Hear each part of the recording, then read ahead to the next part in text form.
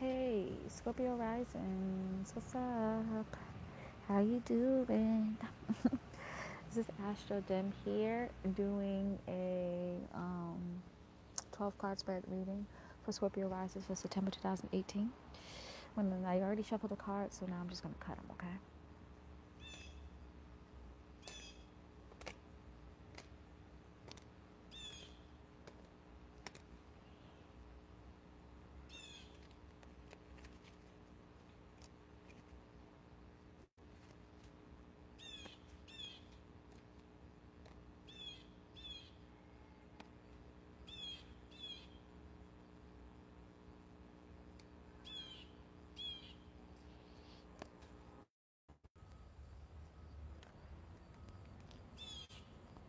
Sorry, y'all.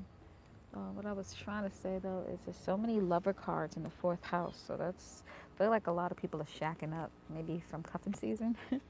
Ah, Knight of Cups. Okay. Okay, I see what's happening here. Page of Wands. The Magician. Y'all are meeting somebody. Judgment.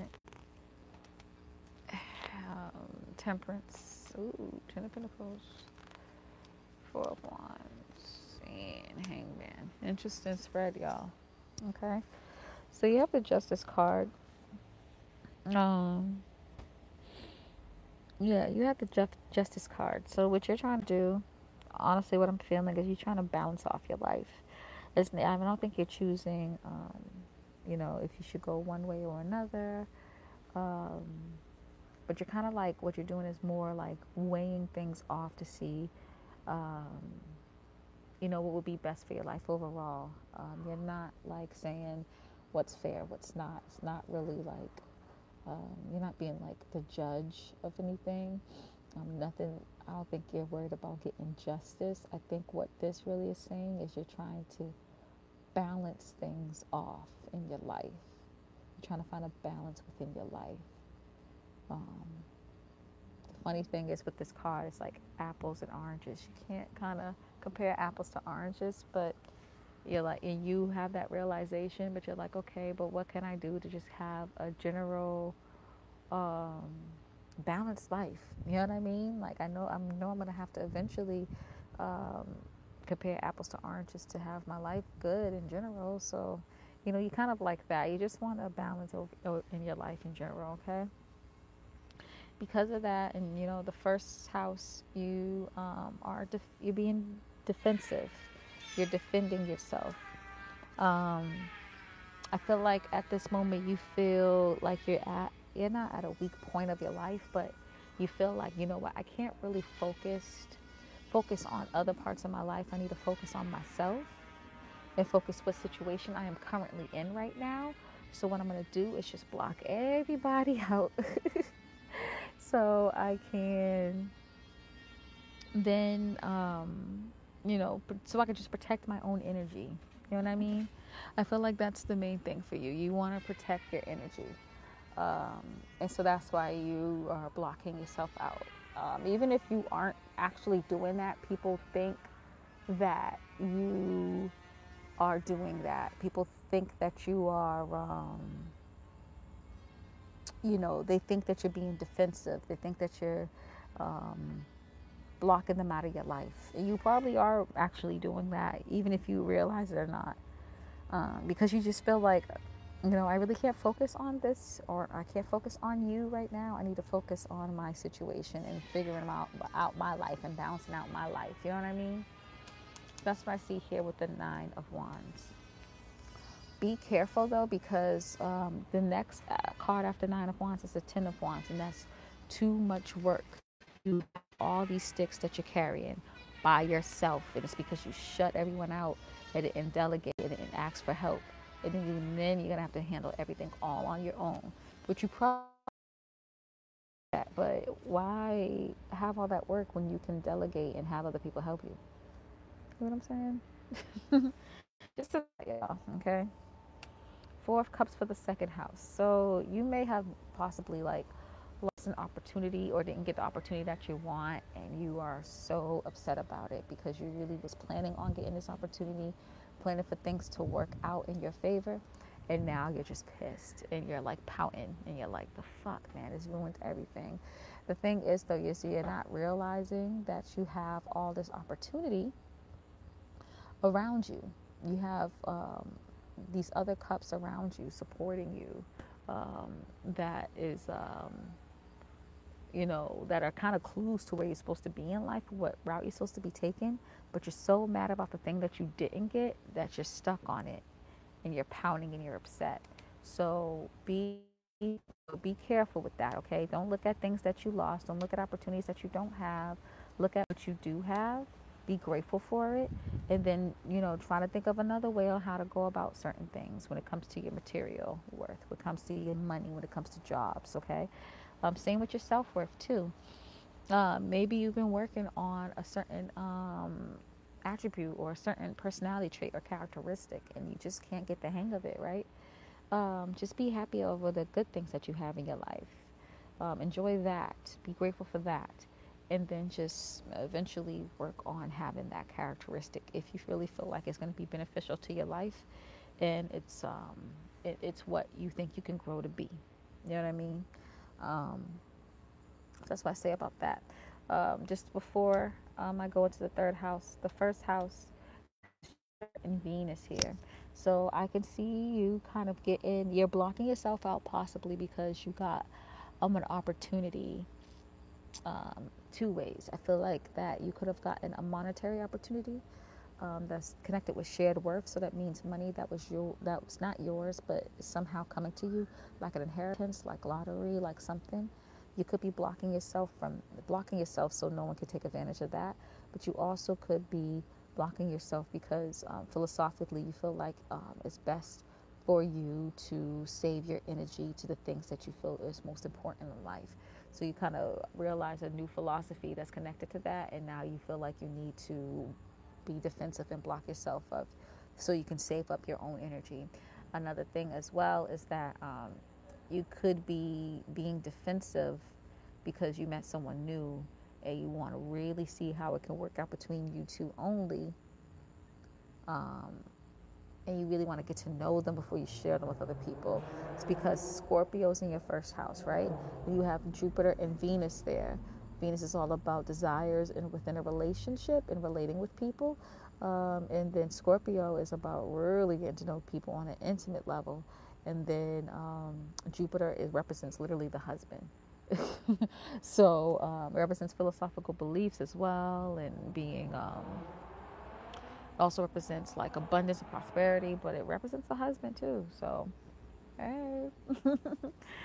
So nothing's in Sag, Capricorn. You have Hierophant here, and so the Hierophant is kind of like the what is it called? Um, I can't think of the actual phrase. End all be all. Yeah, it's kind of like the end all be all word. So you kind of have you're solid in your beliefs and your thoughts and your ideas, right? And you don't want to move them. You just are really settled in the way that you're thinking about certain things. And the thing is, it's like it's connected to you communicating in your thought processes and then your ideas on community and your siblings. So basically, what this energy is saying is that you're kind of you have your way of communicating, you have your way of thinking, you have your way of dealing with your community and your siblings, and you don't want to move out of that. Period. You're just stuck. This is represented by Taurus, right? And Taurus is fixed earth. Fixed earth is literally not going anywhere. You feel like your way is tried and true. It has worked for you before. And so you're going to communicate the way you communicate, and you're going to think the way you want to think, and you're not going to let anyone change that or budge that at all. Okay? Having Capricorn here brings more earth to it. And since Capricorn is also cardinal, it's the initiator. And so you're not only stuck in your own ways and you're not budging, but you're initiating, you're being an initiator here. So you're kind of showing people your ways and convincing them that it works and showing them that it works. You're convincing people that talking this way is the best way. You're convincing people that thinking this way is the best way. So you're not only fixed in this whole idea, you're pushing it onto other people. And you're initiating your own agenda and own ideas and own way of thinking, and you're applying it to your life so you can get what you want because you feel like this is the way it works, and you're not thinking or other ways of doing things because you know this particular way I talk works, this particular way I think works. It worked before and I'm not changing. So you're very just stuck. The thing is though is that Saturn, believe it or not, is connects to major life lessons. Is connected to it is connected to change, to gaining authority and keeping authority, right? And so, to have authority, you have to have your ears open and your eyes open and be watchful of how other people move and see what resonates with you more. You can't just be stuck in your idea because eventually your ideas and your way of thinking is going to be old. It's not going to apply anymore. You know what I mean? So that's that. And then Pluto is all about transformation. You know what I mean? So in order to transform, you have to be open to other ways of thinking, other ways to believing, other ways to communicating. You know what I mean? So try to open up a little bit, okay? Fourth house is the Six of Cups. The Six of Cups is actually the soulmate card. So I can see you connecting with someone that's a soulmate. It could be a romantic soulmate. It could be a platonic soulmate. It could be a soulmate within your family. You have family soulmates. Your soulmates don't have to be romantic. You get what I'm saying? But you are really, really emotionally bonding, emotionally connecting, and understanding the private life and the family life and the nurturing ways of your soulmate. Um, the Six of Cups also represents, a reflective energy. So you are reflecting on ways of you're reflecting on your emotions. So having it in the fourth house makes sense, and you're trying to think, okay, this is what I've done in the past. This is what I usually do. What can what can I do to change or to be better or to get more out of life? You know what I mean?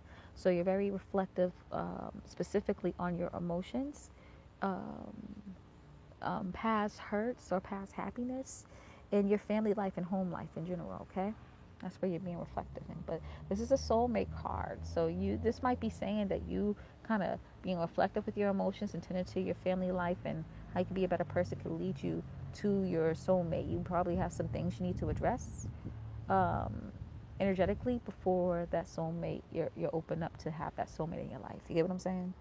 But I think a soulmate is coming for the Scorpio risers that have somebody.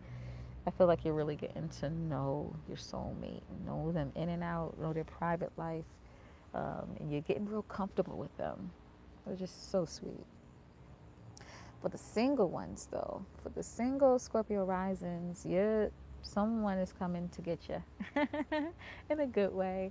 The fifth house represents dating, so you have someone who's willing to offer you their cup of love, and they're doing all the tricks and being romantic and sweet and just trying to show you, like, hey, I'm here. I would love to get to know you. I love you. I want to do things with you. Wink, wink. So that's the Knight of Cups. It's this very romantic, sweet, loving person who really is trying to show their love for you. And to have it in the fifth house, the house of dating, that's nice. The fifth house is also the house of children. So you could have children that your children are being nice to you and they're trying to butter you up and show how much they love you. So that could definitely be it too. The wind is blowing. That's why I'm doing this. The fifth house is the house of self-expression and creativity.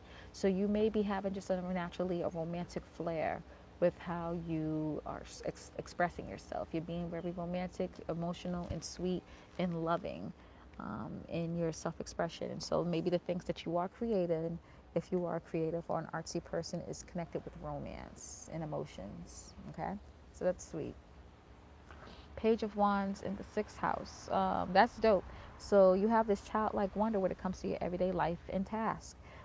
You want joy in your everyday life, and you're looking for joy in your everyday life, and you're looking for creativity and self-expression in your everyday life. So you're not just up for this whole boring, take out the trash, do this, do that, go to the post office, go to work, make dinner, and go to sleep. Like, you're not doing that. You want to add some pizzazz to your everyday life, and so you may be created a frequency or a calendar of, I'm going to go to the movies every other weekend, or I'm going to go out and hang out with my friends every month. Like, you're creating a frequency in which you can enjoy life and kind of be creative, be your true self-expressive self, and to generally just enjoy your life in an everyday basis.